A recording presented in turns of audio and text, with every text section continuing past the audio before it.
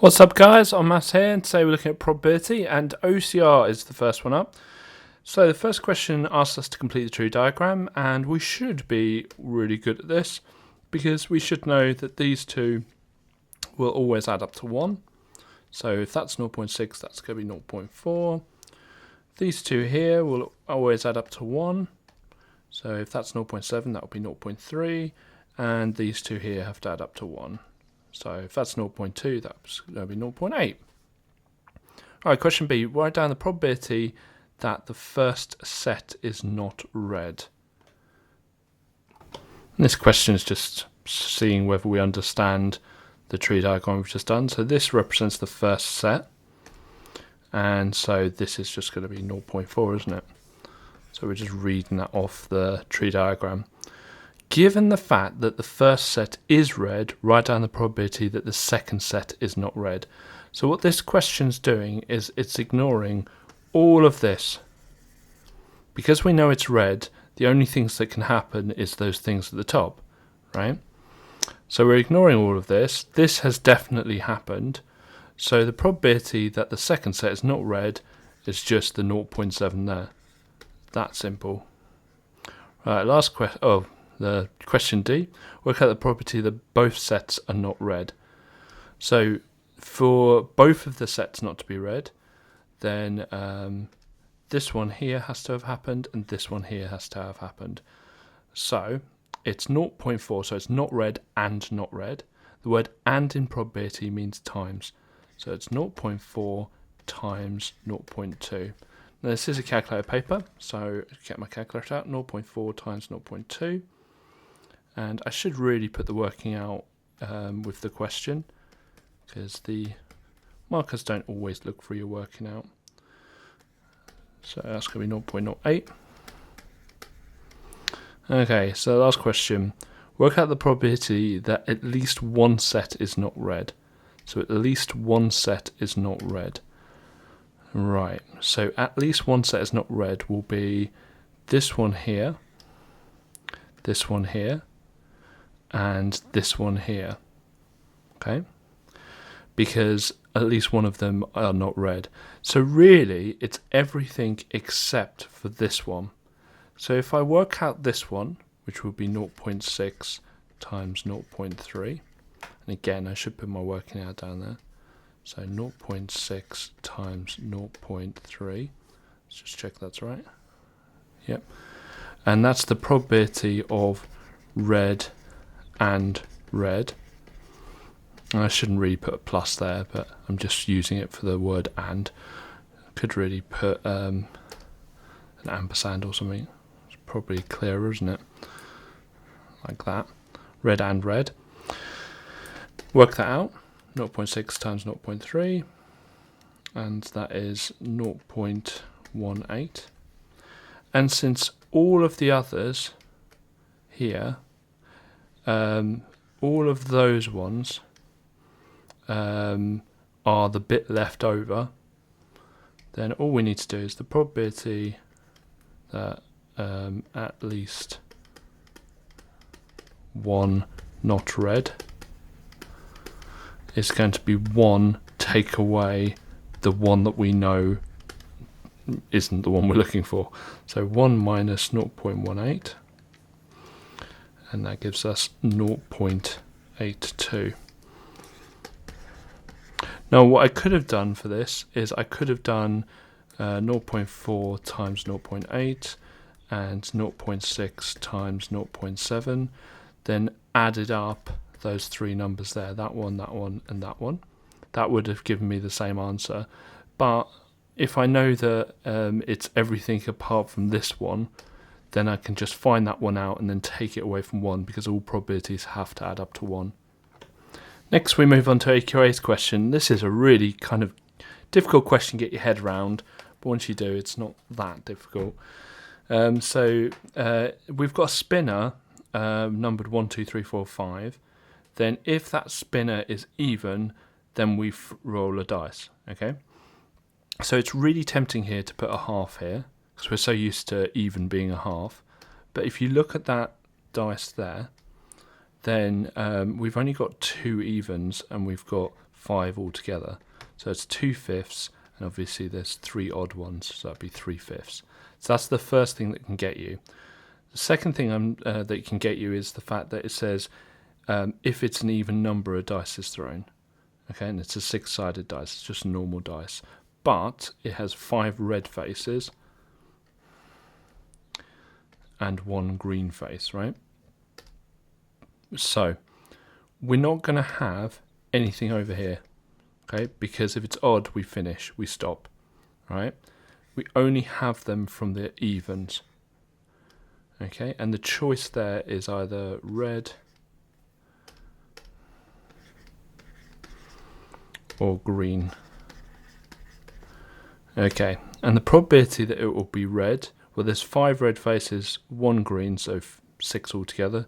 So it's 5/6. And green, there's 1 green face, so it'd be 1/6. So not a normal tree diagram there, because we've only got the second event happening on just the even, not the odd as well. So that's why this is a little bit tricky.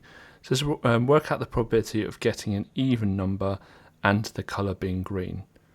So even, let's produce that colour. So even and the probability green, and the dice being green. So with this one, we've just got, and I'll do the working out down here.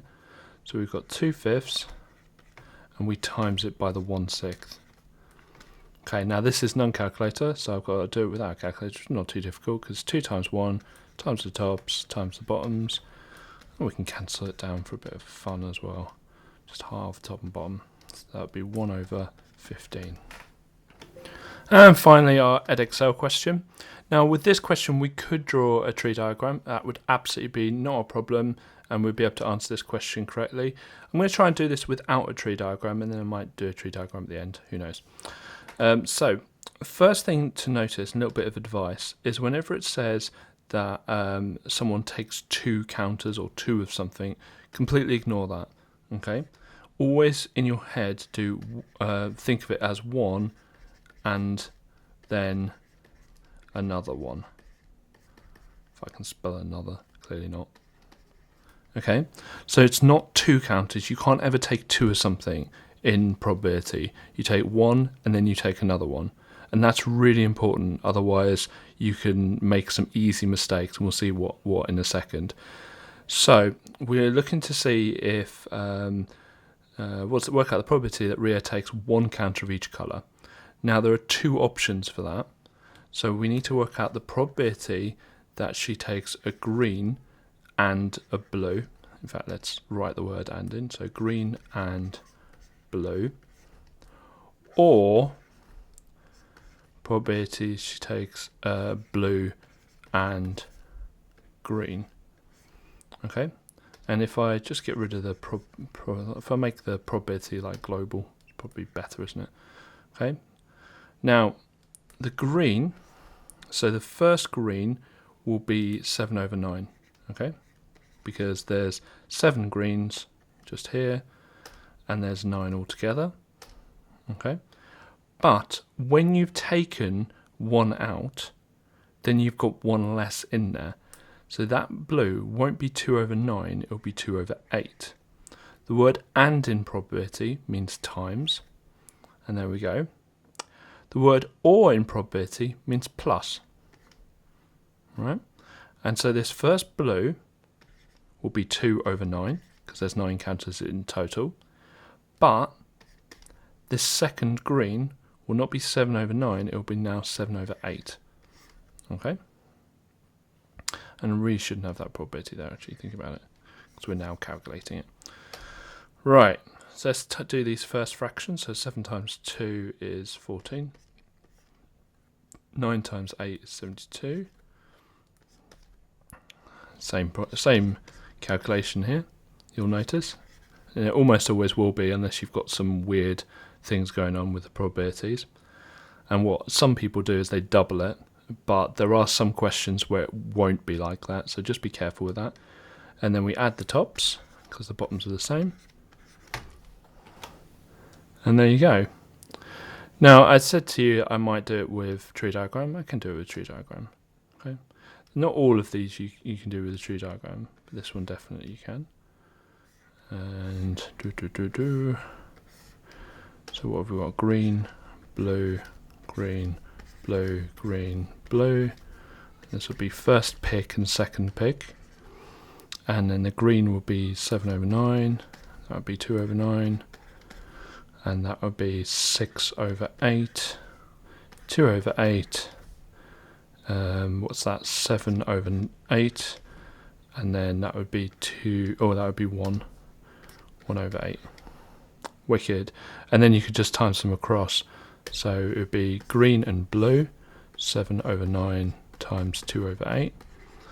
And blue and green, 2/9 times 7/8. And then that would be 14/72.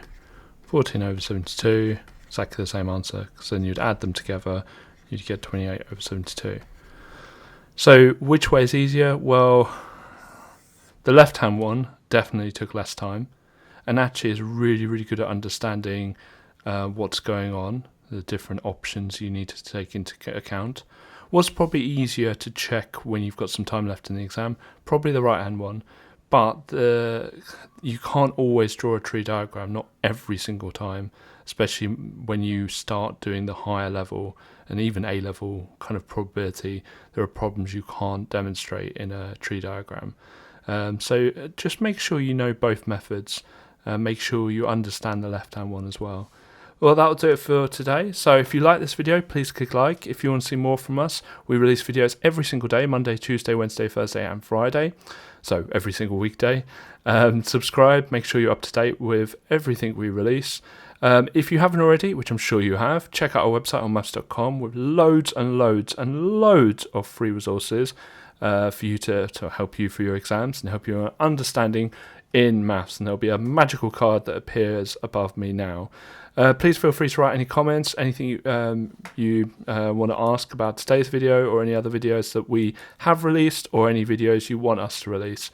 And we will look forward to hearing from you. Otherwise, thank you very much and I'll see you tomorrow.